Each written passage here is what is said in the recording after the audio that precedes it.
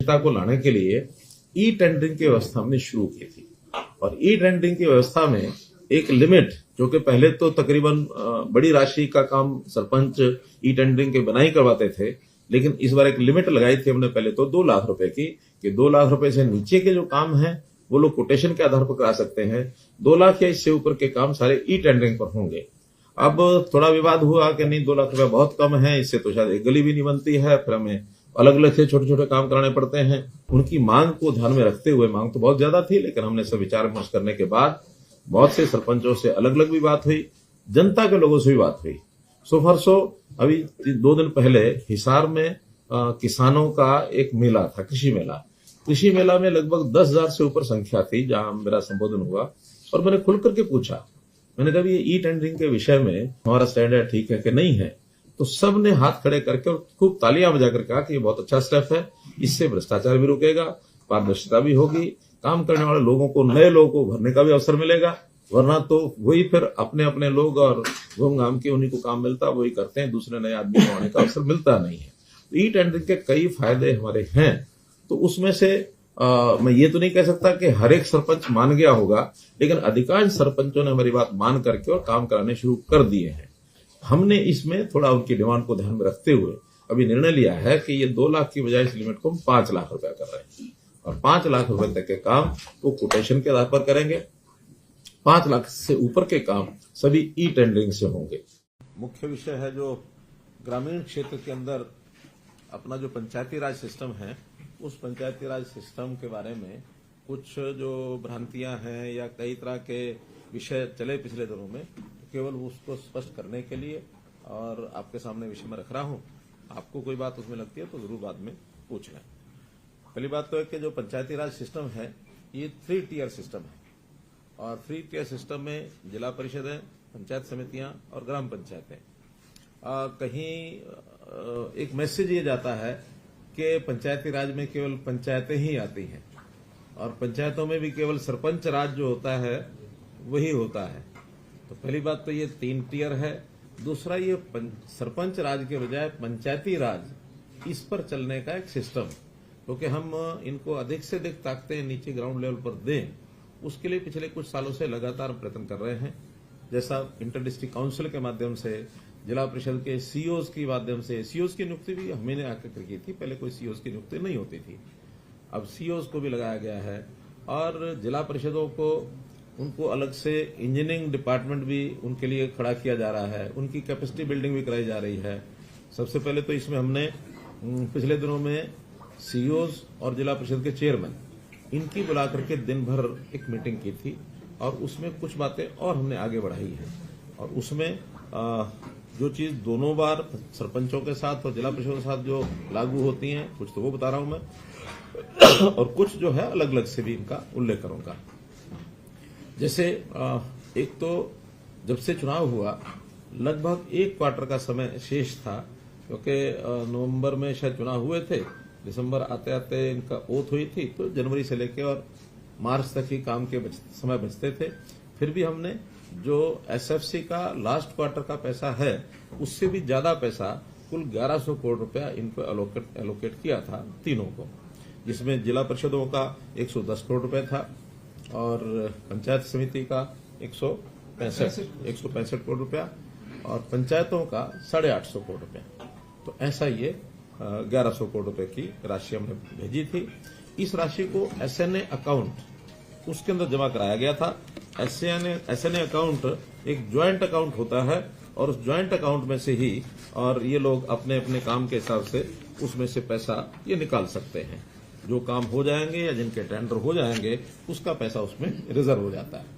और उसमें जिला परिषदों को हमने कई जो उस दिन निर्णय किए हैं, पहला तो हर जिला परिषद का अलग से अपना कार्यालय होगा, 22 के 22। अभी कहीं एडीसी कार्यालय में बैठते थे, कभी डीसी कार्यालय में 2 कमरे होते थे, कहीं कहीं कोई किराया पर लेकर रखते थे, लेकिन हमने हर एक जिला परिषद का अलग से कार्यालय हो, सीओ वहां सरकारी अधिकारी बैठेगा, और जिला परिषद चेयरमैन, वाइस चेयरमैन, उनका अपना एक वहां सिस्टम होगा, मीटिंग्स वहां करेंगे, उनका स्टाफ वहां बैठेगा। तो ये सारा एक विषय किया गया है। इंजीनियरिंग विंग की जैसे मैंने बताई, उसका गठन किया जाएगा। कर्नाटक में इसका बहुत अच्छा उदाहरण है जिला परिषदों का, वहां अच्छी सशक्त हैं।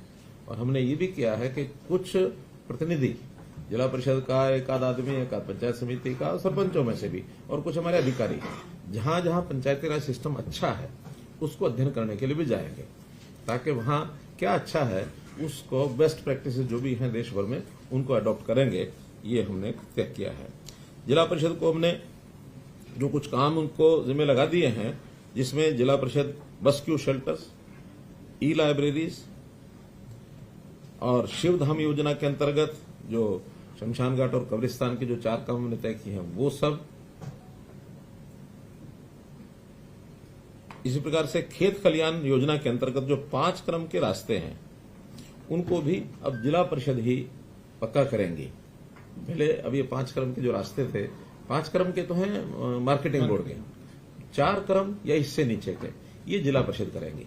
और मार्केटिंग बोर्ड की जो सड़कें हैं उनकी मेंटेनेंस, रिपेयर ये जिला परिषद करेंगी। हर ब्लॉक में 5 बड़े गांव जिनकी सबसे ज्यादा आबादी है या 10,000 के आबादी के सब गांव, अगर वो 5 से ज्यादा भी हैं ब्लॉक में तो वो भी उसके अंदर स्ट्रीट लाइट लगाने की जो व्यवस्था है ये जिला परिषद के द्वारा कराई जाएगी। ग्रामीण क्षेत्र में पीएचसी, स्कूल मरम्मत का कार्य ये भी जिला परिषदें करेंगी। आंगनवाड़ी भवन तथा उसका रखरखाव, मिड डे मील योजना की मॉनिटरिंग और इसका फीडबैक ये भी सब जिला परिषद के जिम्मे लगाया है। स्वच्छता अभियान के अंतर्गत भी जैसे शहरों में म्यूनिसिपैलिटीज कराती हैं, वैसे जिला परिषद घर घर कूड़ा एकत्र करने की प्रक्रिया वो भी उनके माध्यम से शुरू कराई जाएगी।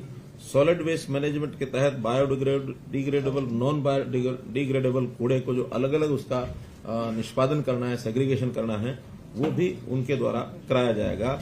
इस प्रकार से ग्रामीण क्षेत्र में जो स्वच्छता व्यवस्था का जो बड़ा काम है ये जिला परिषदों के माध्यम से और इसको इनिशिएट किया जाएगा।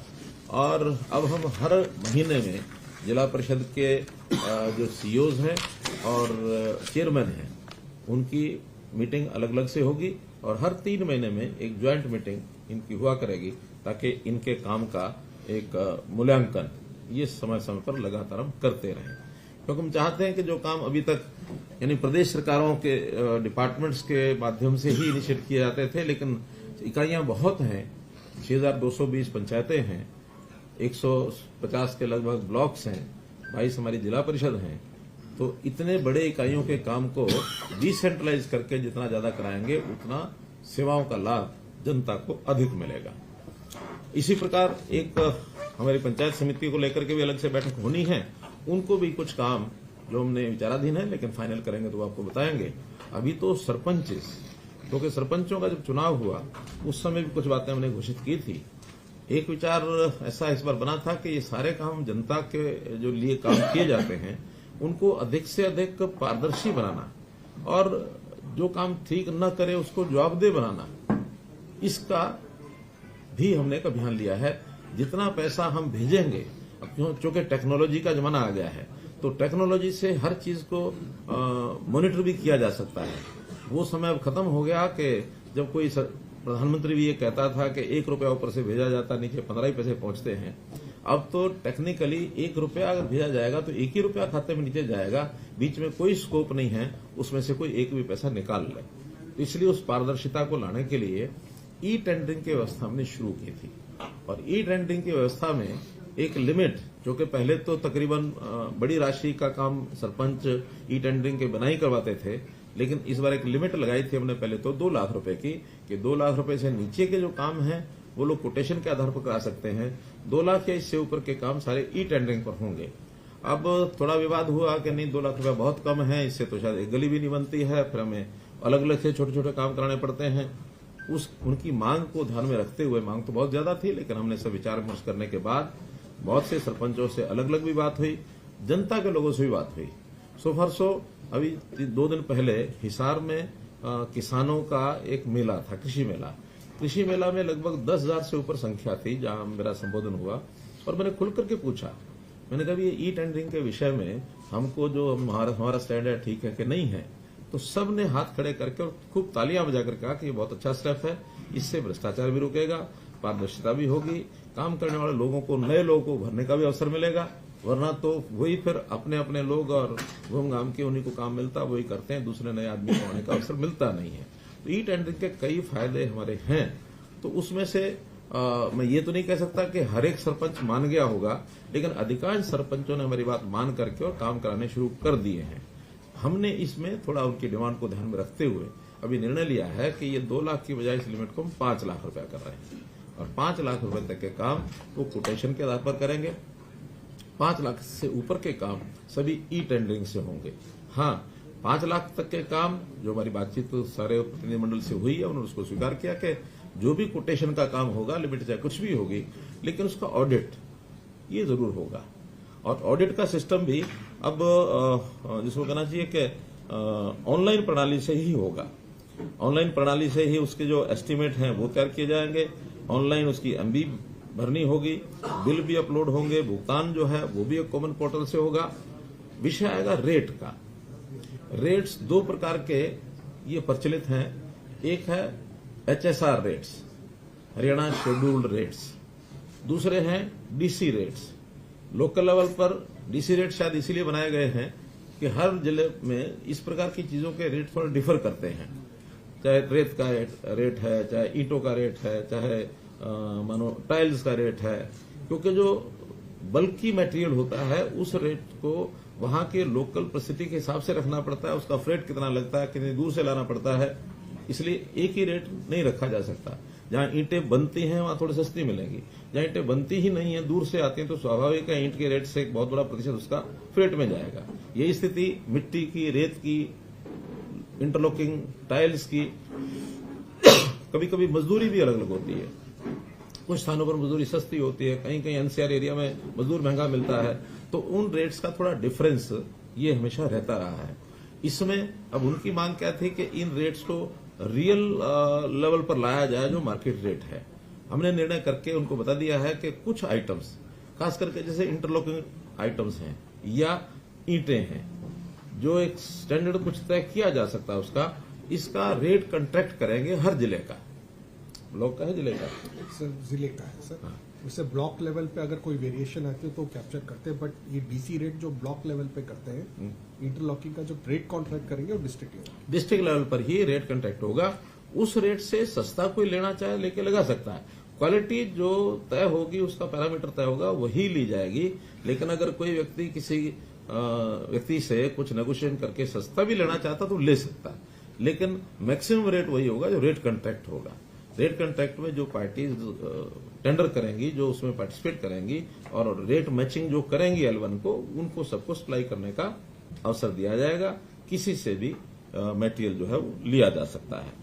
फिर इसकी जो गुणवत्ता की जांच करने के लिए सोशल ऑडिट सिस्टम, इसको हम स्थापित कर रहे हैं। अगले 6 महीने के अंदर इसका विधिवत एक सिस्टम बन जाएगा। वही गांव के प्रमुख लोगों की टीम बनेगी, वही उसका ऑडिट करेंगी, जिसके अंदर कुछ रिटायर्ड लोग होंगे, कुछ पूर्व जनप्रतिनिधि होंगे, जो एक सहमति के आधार पर ग्राम सभा को भी बताया जाएगा। उसमें भी अगर कोई गलत आदमी आया तो उसको बाहर करके ग्राम सभा की जो बैठक है उसके अंदर उसको सैंक्शन कराएंगे। ये आपकी यहाँ की सोशल ऑडिट टीम है। तो ऐसे सोशल ऑडिट के माध्यम से भी जांच की जाएगी। और एक हमने क्वालिटी एश्योरेंस अथॉरिटी ये बनाने का भी शुरू कर दिया है, बहुत जल्दी नोटिफाई हो जाएगी। छोटे बड़े प्रदेश में जो भी काम है, सबकी क्वालिटी को एक प्रकार से उसको सुनिश्चित करने के लिए ये जो क्वालिटी असेसमेंट अथॉरिटी होगी, ये अपना मैकेनिज्म खड़ा करेंगे। कहीं भी चलते हुए काम में भी वो चेक करेंगे। चलते हुए काम के बाद, यानी पूरा होने के बाद भी शिकायत मिलती है तो ये क्वालिटी एश्योरेंस अथॉरिटी उसकी जांच करेगी। नहीं, ये तो सबके लिए, पूरे प्रदेश में क्वालिटी एश्योरेंस अथॉरिटी हर सिविल वर्क के लिए, वो पंचायती पर भी लागू होगा, बाकी भी लागू होगा। और ये जो 5 लाख रुपए की राशि की लिमिट बनाई है नेगोशिएशन की, इसमें चाहे वो 5 लाख या 5 लाख से कम के काम हो, क्योंकि जरूरी नहीं कि हर काम 5 लाख का होगा, 2 लाख के भी होंगे, 3 के भी हो, 1 का भी होगा। तो ऐसे कोटेशन के आधारित कुल जो काम है उसकी मैक्सिमम लिमिट तो 25 लाख है बड़ी पंचायतों के लिए, लेकिन जो छोटी पंचायतें हैं उसका 1/3 से ज्यादा ये उसमें से नहीं करा पाएंगे। मानो कुल मिलाकर के है ही 50 लाख रुपया किसी पंचायत के पास, तो 17 लाख रुपए के काम वो उसमें से कोटेशन पर करा पाएंगे, बाकी काम ई टेंडरिंग से ही कराएंगे। तो ऐसे इसमें कोई और नया कोई सुझाव आएगा? मानो बहुत छोटी पंचायतें भी कहीं कहीं हैं, है ही 5-7 लाख रुपया साल का जाता। मानो 1000 की आबादी होगी तो उसमें 1000 की आबादी में 2000 के हिसाब से कितना हुआ? 20 लाख। 20 लाख। हाँ, तो 1000 की आबादी में 20 लाख रुपया जाएगा। तो उनके काम भी उतने छोटे छोटे उतने ही होंगे। अगर वहां बड़े काम का स्कोप नहीं होगा तो छोटे काम का दोबारा से भी सोच सकते हैं। लेकिन अभी पहले चरण में हमने ये सोचा कि कोटेशन के काम जो हैं वो मैक्सिमम तो 25 लाख, लेकिन 1/3 से ज्यादा नहीं सालाना। मतलब 75 लाख है तो 25 बन गया, अगर 20 है तो फिर वो 7-1 की सालाना। अगर 75 लाख से ऊपर भी किसी गांव का अलॉटमेंट है तो 25 लाख का काम करा सकता है।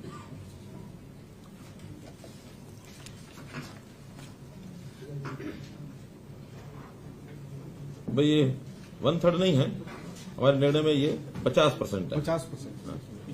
50 यानी 50%। 50 में 25 आप बताइए, 50%। तो 20 का 10 कर सकते हैं। हाँ, 20 का 10 कर सकते हैं, 50 का 25 कर सकते हैं। Whichever is lower, sir. Which is lower. Which is lower यानी अगर मान लो 1/3 के हिसाब से 30 होता तो 10 कर सकते हैं, लेकिन 50 होता तो 15 कर सकते हैं। थोड़ा लिमिट बढ़ जाती है इससे। 50% हो गया। 50%। अब काम दोनों प्रकार के हैं, कुछ ई टेंडरिंग से होंगे, कुछ कोटेशन से होंगे। ई टेंडरिंग के जो काम होंगे उसकी क्वालिटी, उसका बाकी सब कोई भी शिकायत आएगी, उसकी क्वांटिटी क्वालिटी में किसी प्रकार की, उसकी जिम्मेवारी अधिकारी की होगी। जो हमारा इंजीनियरिंग डिपार्टमेंट है जो उसकी गुणवत्ता को यानी तकनीकी रूप से जो जिम्मेवार है, जो साइन करेगा, जो उसको फाइनल करेगा, वो उसकी होगी। लेकिन जो कोटेशन के ऊपर किए जाने वाले काम है इसकी जिम्मेवारी सरपंच की होगी, क्योंकि कोटेशन का काम सब उसी के ऊपर आधारित है। उसने किससे काम कराना है, कैसा काम हुआ, कैसे उसने मटेरियल लगाया, क्या किया, तो वो जिम्मेवारी सरपंच की होगी। इसलिए अब सोचना सरपंच ने और पंचायत ने है कि हम अपने इस काम को कोटेशन के आधार पर भी कराएं या ई टेंडरिंग में ही जाएं, जैसा उनको ठीक लगेगा। यानी जो मिनिमम 25 लाख वाला काम 6 लाख से नीचे या 50% वाला, उसमें भी अगर उनको लगता है कि हमें काम सेफली होने में दिक्कत नहीं आ रही तो करें। अगर उनको लगता है कि नहीं इसमें तो हमें ही कठिनाई आ रही है तो फिर वो ई टेंडर में चले जाए, छोटे काम भी चले जाए। तो 25 लाख तक भी टेंडरिंग में जा सकते हैं। जा सकते हैं, उससे नीचे वाले तो जा ही सकते हैं, उससे ऊपर नहीं जा सकते। 5 से नीचे वाला, 5 से ऊपर तो ई टेंडरिंग है। हाँ, 5 लाख से ऊपर के तो ई टेंडरिंग है ही है। एक विषय था कि इनको जो मानदेय हम देते हैं उस मानदेय को बढ़ाया जाए, तो हमने उसको भी अप्रैल से जो मानदेय उनको मिलेगा अब आगे 3000 रुपए से बढ़ाकर सरपंच के लिए 5000 रुपया किया है, और जो पंच है उसका मानदेय 1000 से बढ़ा के 1600 रुपया किया है, और इसको डीए रेट से साथ जोड़ दिया है। यानी जो बेसिक 3000 और 1000 है इसके ऊपर डीए, जैसे आज की डेट में वैसे तो डीए 40-42% ही है, 42%। हाँ, तो 42% के हिसाब से तो ये बनता 4200 रुपया, लेकिन अभी हमने उसको 5000 कर दिया है। इसी प्रकार से 1000 का भी वो 1400 बनता, उसको 1600 कर दिया। तो ये डीए बढ़ते बढ़ते 60% से जब ऊपर हो जाएगा तब उनका उस डीए के हिसाब से जो उचित होगा वो फिर 5000 से भी ऊपर वो जा सकते हैं सरपंच, और ये 1600 रुपए से भी ऊपर जा सकते हैं। As per calculation of DA ये इनके रेट हर 6 महीने के हिसाब से वो बढ़ते जाएंगे। कार्यकाल कभी किसी का कितना ही हो, लेकिन अभी जो बेसिक 2016 के रेट से ये बढ़ेगा, 2026 में इसको फिर रिवाइज किया जाएगा। 10 साल बाद जैसे कर्मचारियों का होता है, हर 10 साल के बाद रिवाइज होता है, डीए चलता रहता है, बाद में 10 साल बाद डीए को मर्ज कर देते हैं और फिर बेस रेट 10 साल का दोबारा से शुरू होता है। तो हमने प्राय और भी जहां जहां इस प्रकार के विषय हैं, बजाय हर दिन कोई डिमांड रखे तो एक बार तय किया, फिर उसके बाद 10 साल तक डीए रेट्स। हमने तो इवन जो हमारे विधायकों की जो पेंशन है उसको भी डीए रेट्स के साथ जोड़ दिया है। ऐसे ही मिनिमम वेजेस एक्ट के अंतर्गत जो मिनिमम वेजेस तय होते हैं उसको भी डीए के साथ नहीं बल्कि उसको सीपीआई सर डीए भी सीपीआई के ऊपर लगभग वैसे ही होता है वो। हाँ। लेकिन वो टर्म अलग अलग है इसलिए। इसी प्रकार ग्राम सचिव की जो एसीआर लिखी जाएगी उस एसीआर पर भी सरपंच को अपने टिप्पणी देने का अधिकार होगा कि उस ग्राम सचिव का व्यवहार कैसा है, उसके लिए एक रिमार्क्स के लिए, और वो रिमार्क्स देख करके ही उसकी एसीआर जो अधिकारी है उसको हिसाब से लिखेंगे। फिर बिजली की जो बिलों के ऊपर 2% का हमने एक पंचायत कर लगाया है, उसको भी पंचायतों को रेगुलर 3 महीने में दिया जाएगा। अभी तक जो पिछला बचा हुआ है वो 1 अप्रैल 23 के बाद सब कैलकुलेशन करा रहे हैं, तुरंत पिछला जो एरियर है वो भी उनको मिलेगा आगे हर 3 महीने में, क्योंकि बिजली के जो बिल होते हैं वो उनसे लेने होते हैं। पंचायत घर का बिल है, कोई ट्यूबवेल का बिल है, कोई स्ट्रीट लाइट का बिल है, जो भी है ये सारे पंचायत से लेने होते हैं, और जो उनके एरिया में जितना भी बिल बनता है एग्रीकल्चर को छोड़कर उसका 2% उनको देना होता है, उनका दे होता है उनकी तरफ। तो कम ज्यादा होगा वो हर 3 महीने उसके, इसका यूनिट विलेज लेवल है। हाँ विलेज यानी ग्राम पंचायत है, विलेज नहीं, विलेज बल्कि कई बार तो ज्यादा हो सकता अलग इकाई होती है। और इसी प्रकार से जो स्टाम्प ड्यूटी है, संपत्ति पर जो बिक्री है उसके ऊपर भी 1% पैसा पंचायतों को ये हर महीने उनको जो है क्रेडिट कर दिया जाएगा, जो उस एरिया की जमीन बिकती है। तो गांव रूरल की, शहर का वो अर्बन लोकल बॉडीज को जाता है। रूरल का 2% होता है, 1% पंचायतों को, आधा % पंचायत समिति को, आधा % जिला परिषद को, 2% पूरा उनको जाएगा। अभी जो इस वर्ष का इस जो एक बार हमने 1100 करोड़ रुपया दिया है, जो कि हमने कहा था कि 1100 करोड़ रुपए को सब 31 मार्च तक अपना पूरा खर्च कर लें, पूरा उनका अधिकार है, लेकिन बहुत सी पंचायतों ने खर्च नहीं किया है। आज भी उनसे निवेदन यही है कि वो इस पैसे का जितनी प्रस्ताव पारित हो गए हैं या करवा रहे हैं उसके टेंडर्स वो अपलोड कर दें, यानी पब्लिश कर दें। जिस दिन पब्लिश कर देंगे जो भी टेंडर होगा उसका जो एस्टीमेट होगा उतनी राशि उनकी ब्लॉक हो जाएगी उसमें।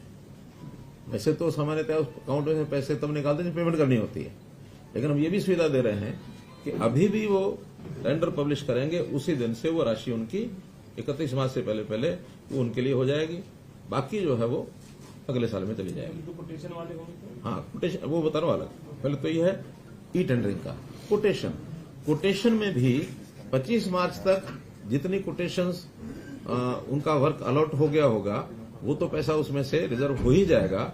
इसके अलावा भी 25 मार्च के बाद भी हम उसके लिए 2 श्रेणियां बना रहे हैं।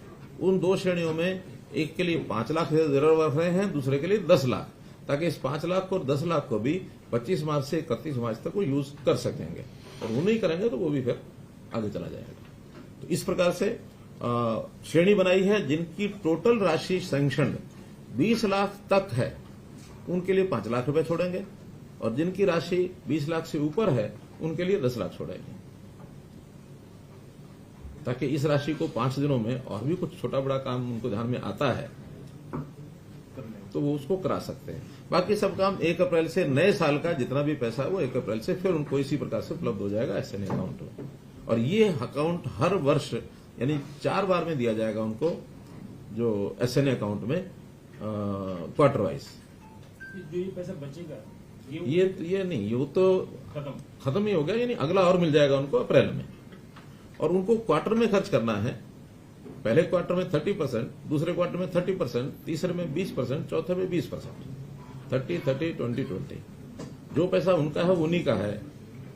हाँ, बचे हुए पैसे का उपयोग जहां जरूरत ज्यादा है या जिन लोगों ने काम ज्यादा कराना है उनको ट्रांसफर करेंगे, पैसा वो उन्हीं का है। और इस समय तक जो कामों का हमारे पास ये जो शर्त लगा रहे हैं, ये तो पंचायतों की अपनी आमदनी का पैसा एक हम सरकार से भेजते हैं, तो ये जो सरकार से भेजते हैं उसी की बात है। हाँ, अपना तो उनके पास वो उनका है ही है। ये तो सरकार से जो उनको स्टेट फाइनेंस कमीशन का पैसा दिया जाता है उसी के लिए। हमने जो 1100 करोड़ दिया ये स्टेट फाइनेंस कमीशन का ही है, इसमें सेंट्रल वाला पैसा नहीं है, इसमें उनकी अपनी आमदनी नहीं है, इसमें स्टैंप ड्यूटी नहीं है, इसमें ये जो बिजली का बिल वो नहीं है, सिर्फ स्टेट फाइनेंस कमीशन का जो पैसा 1100 रुपए दिया। अगले साल का टोटल जो बनेगा वो अभी बजट में तय हो जाएगा कि कितना हमने देना है, उसका 30-30-20-20। और उसमें भी पहला काम हम ये करते हैं कि जो कमिटेड एक्सपेंसेस होते हैं उस पैसे में से सबसे पहले वो निकाल सकते हैं। सैलरी है, कोई इंटरेस्ट देना किसी चीज का, कोई किराया देना है, या बिजली का पैसा आया कम है, देना ज्यादा है, वो दिया जा सकता है। तो जो कमिटेड एक्सपेंस देना है वो तो देना ही है। विकास के काम के लिए जो बाकी बचा पैसा उसको वो यूज करेंगे। अभी तक जो स्टेटस है, कुल 6,220 पंचायतें हैं, 217 हैं जो चुनी गई थी, 3 पंचायतों का चुनाव नहीं हुआ था। तो 6,217 में अभी तक 5,048 पंचायतों ने प्रस्ताव पारित किए हैं। 1169 पंचायतें ही ऐसी हैं जिन्होंने भी कोई प्रस्ताव पारित नहीं किया, और इसमें 2 लाख से नीचे के, 2 लाख के ऊपर के, कुछ पंचायतों ने दोनों किए हैं, 2 लाख नीचे ऊपर दोनों। तो ऐसे कुल काम 9418 काम हैं जो आज की डेट तक प्रस्ताव पारित हो चुके हैं। राशि का इसमें अभी मेरे पास नहीं आया है, लेकिन 1100 पंचायतें हैं 6,217 जिन्होंने प्रस्ताव डाले 5,048। सर इसकी एस्टिमेट बनती है प्रस्ताव के बाद। हाँ, पहले प्रस्ताव पास होता है, फिर उसका एस्टिमेट बनता है। एस्टिमेट के बाद फिर एडमिनिस्ट्रेटिव अप्रूवल होता है। अब तो 1500 ही बच गई, मतलब 1100 को चाहिए 1169 हैं जिन्होंने अभी प्रस्ताव डाला नहीं है। लेकिन चूंकि अभी तक कुछ लोग हो सकता है इस निर्णय के इंतजार में हो, कितना होगा कितना नहीं होगा। आज निर्णय कर दिया है, अब इसके बाद भी अभी 14 दिन का समय और 15 दिन का समय शेष है। आज 15 तारीख ही है, 15 है, तो आज 16 दिन अभी शेष हैं। इसमें भी ये लोग डाल सकते हैं, तो इसके लिए इनका आह्वान है कि इसको डालना ही चाहिए। तो इस प्रकार से ये सारा विषय हुआ है। आज की डेट में जो एक प्रस्ताव जो अपलोड हुए हैं उसका भी एक आंकड़ा हमारे पास था।